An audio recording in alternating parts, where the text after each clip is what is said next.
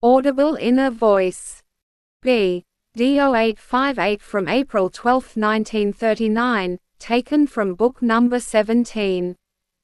Try to hear the inner voice audibly, my child, and often devote yourself to inner contemplation so that you can, so to speak, spiritually experience everything that is given to you as a task. Hearing my voice in this way is far more vivid and brings you faster forward on the path of self-liberation from earthly fetters. Behold, on that night which preceded my death I instructed my disciples in the same way and gave them fullest knowledge through the audible inner voice. But my suffering and death on the cross robbed them of all certainty, and doubt entered their hearts again. And thus, as it were, a barrier to direct contact with me was formed again.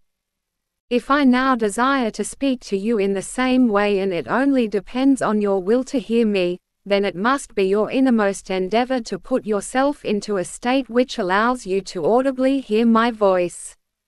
For then a considerable path of ascent will, as it were, have been overcome. This is progress which brings the soul an inconceivable advantage, that it can enter into unhindered contact with me at all times.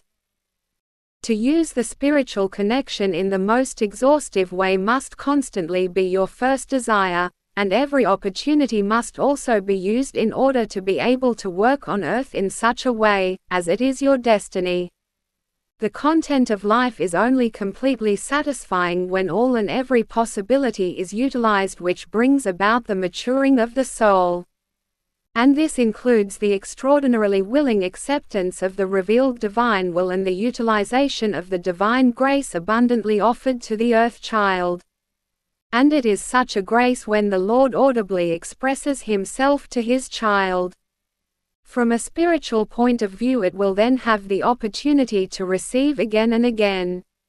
It will no longer need to make the reception of the divine word dependent on external circumstances which often made the connection difficult for the earth child, but it will be able to establish this connection at any time and always be certain of the divine word.